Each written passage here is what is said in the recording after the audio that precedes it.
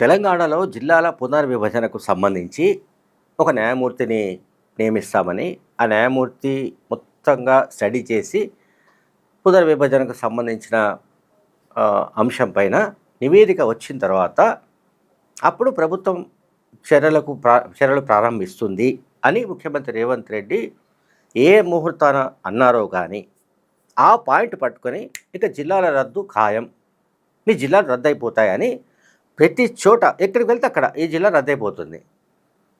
TRS party working president KTR municipal ఎన్నికల ప్రచారంలో భూపాలపల్లికి వెళ్ళినప్పుడు ఈ భూపాలపల్లి జిల్లా రద్దయిపోతుంది అన్నాడు. హరీష్ రావు ఇంకెక్కడికి వెళ్ళినప్పుడు ఆ జిల్లా రద్దయిపోతుందని చెప్పాడు. ఇదే కేటీఆర్ సిరిసిల్లకు వెళ్ళినప్పుడు ఆయన కాన్స్టిట్యూన్సీలోనే ఆ కాన్స్టిట్యూన్సీ రాజన్న సిరిసిల్ల జిల్లా హెడ్ క్వార్టర్గా ఉంది కనుక ఆ జిల్లా కూడా రద్దయిపోతుందని చెప్పాడు. మనకు తెలంగాణ ఏర్పాటుకు ముందు 10 జిల్లాలు ఉండేవి. 10 జిల్లాలు ఉండడం అనేది మరి కేసీఆర్కు నచ్చలేదో, మరి నామోషి అనుకున్నారో, లేకపోతే నిజంగానే పరిపాలన ప్రజలకు దగ్గరగా చేరువగా వెళుతుందని అనుకున్నారో, కారణాలు ఏమైనా సరే 10ని 36 చేసి పారేశారు ఆయన. 36 జిల్లాలుగా మార్చారు.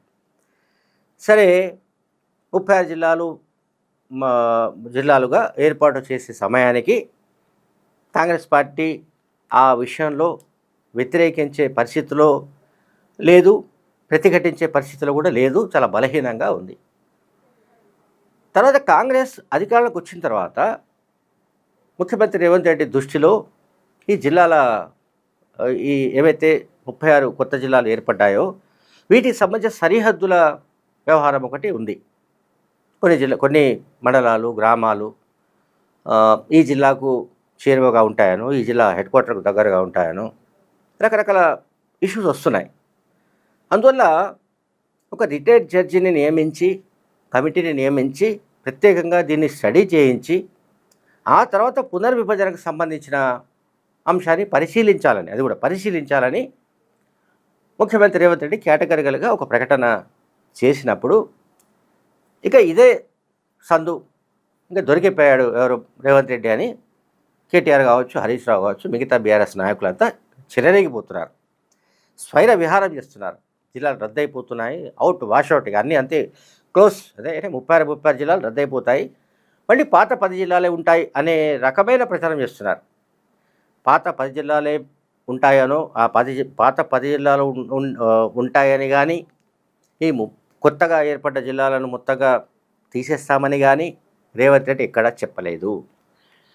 తాజాగా జరిపిన ప్రెస్ మీట్లో కానీ, ఆ తర్వాత జరిపిన మీడియాతో జరిపిన చిట్చాట్లో కానీ ఆయన స్పష్టంగా చెప్పాడు, జిల్లాల రద్దు అనేది అసలు బూటకమైన ప్రచారం, ఇప్పటిదాకా అసలు అటువంటి ఆలోచనే లేదు అని కూడా చెప్పాడు. అయితే పునర్విభజనకు సంబంధించిన విషయంలో కొన్ని ఆలోచనలు ఉన్నాయి, అవి ఇప్పుడు కాదు తర్వాత తీసుకుంటామని చెప్పాడు ఆయన. ఇక్కడ టెక్నికల్గా ఏంటంటే జిల్లాల పునర్విభజన వేరు, జిల్లాల కుదింపు వేరు, అంటే జిల్లాల సంఖ్యను తగ్గించడం వేరు.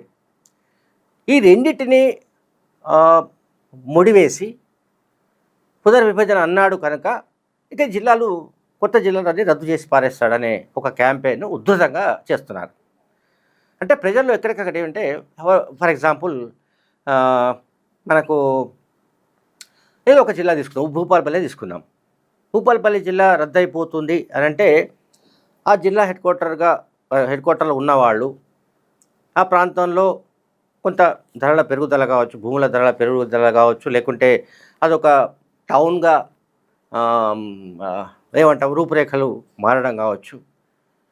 దానివల్ల జనంలో ఏంటంటే ఒక సెంటిమెంట్ ఉంటుంది, మాది జిల్లా హెడ్ క్వార్టర్ అయింది, మాది జిల్లాగా ఏర్పడిందని సెంటిమెంట్ ఉంటుంది. సో రేవంత్ రెడ్డి జిల్లాలను రద్దు చేస్తాడని చెప్పడం ద్వారా ప్రజల్లో ఏంటంటే కాంగ్రెస్ పట్ల వ్యతిరేకతను సృష్టించడానికి, రేవంత్ రెడ్డి పట్ల వ్యతిరేకత సృష్టించడానికి బీఆర్ఎస్ పార్టీ వ్యూహాత్మకంగా గట్టిగా ప్రచారం చేసినట్లుగా మనకు కనిపిస్తుంది. చేస్తున్నారు, ఇంకా ఉధృతంగా చేస్తున్నారు. అయితే ఇక్కడ ఒక అంశం గమనించాలి, కేంద్ర ప్రభుత్వం జనగణన ప్రారంభించింది. సో ఈ నేపథ్యంలో ఏమైంది ఏదో చదువుతాయా రైట్, ఓకే.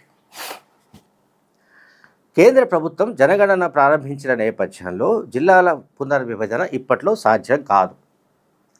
ఈ సంగతి బీఆర్ఎస్ పార్టీకి తెలియనిది కూడా కాదు.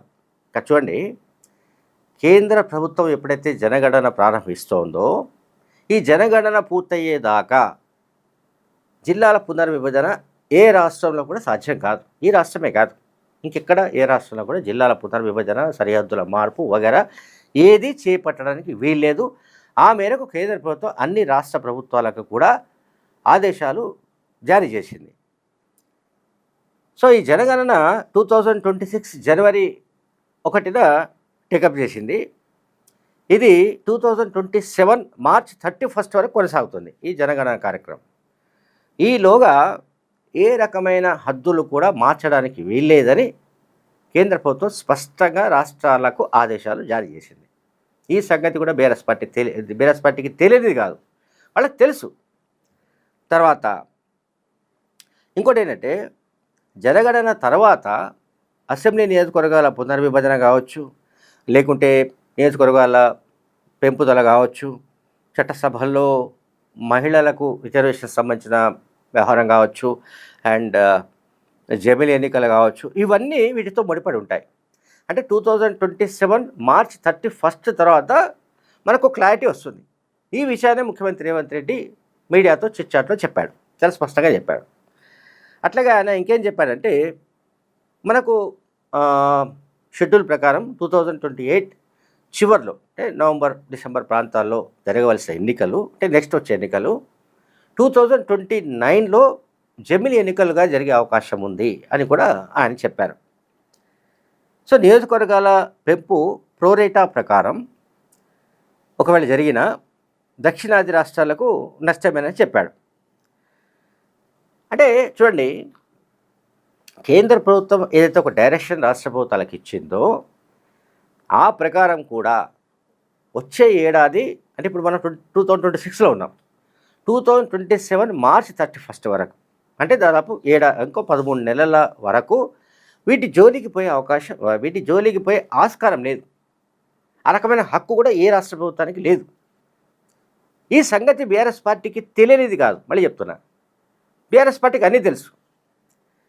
బీఆర్ఎస్ పార్టీ నాయకులకు అన్నీ తెలిసినప్పటికీ జిల్లాల రద్దు అనే ఒక క్యాంపెయిన్ చేయడం ద్వారా రేవంత్ రెడ్డి ఎట్లా డ్యామేజ్ చేయాలి, రేవంత్ రెడ్డి జిల్లాల రద్దును కోరుతున్నాడు. అంటే కేసీఆర్ చరిత్రను చెరిపివేస్తా అని అన్నాడు కనుక ఆయన ఏర్పాటు చేసిన కొత్త జిల్లాలను రద్దు చేయడానికి రేవంత్ రెడ్డి పూనుకున్నట్టుగా ఒక ప్రచారాన్ని వీళ్ళు ప్రారంభించారు. ఈ ప్రచారంలో నిజం లేదని మనందరికీ తెలుసు. కానీ సామాన్య జనాలకు, ఓటర్లకు, వాళ్లకు ఒక మెసేజ్, అంటే అటువంటి మెసేజ్ పంపించే విధంగా, వాళ్ళు నమ్మే విధంగా, వాళ్ళను కన్విన్స్ చేసే విధంగా, అంటే రేవంత్ రెడ్డి మీ జిల్లాను రద్దు చేసి పారేస్తాడా బాబు అని భూపాల్పల్లిలో, సిరిసిల్లలో, ఇంకో చోట ఎక్కడికి వెళ్ళినా ఇప్పుడు అదే.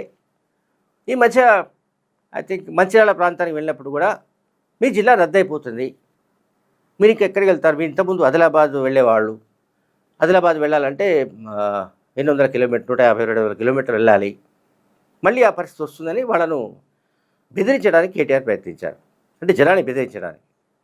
అంటే మున్సిపల్ ఎన్నికలకు ఈ జిల్లాల రద్దుకు సంబంధించిన ప్రచారానికి సంబంధం లేదు. కానీ ఇక్కడ ఏదో ఒక ప్రచారంలో ఏదో ఒక రకమైన వేడిని పుట్టించాలంటే, ఒక సెంటిమెంట్ రగిలించాలంటే, ప్రజల్లో ఒక మెసేజ్ను బలంగా తీసుకువెళ్ళాలంటే ఏం చేయాలి? కొత్త పాయింట్ను పట్టుకోవాలి. ఈ జిల్లాల రద్దు అనే పాయింట్ను పట్టుకొని వాళ్ళు క్యాంపెయిన్ చేశారు. బట్ ఇది పెద్దగా వీళ్లకు బీఆర్ఎస్ పార్టీకి వర్కౌట్ అవుతుందని మాత్రం జనం అనుకోవడం లేదు. Thank you very much.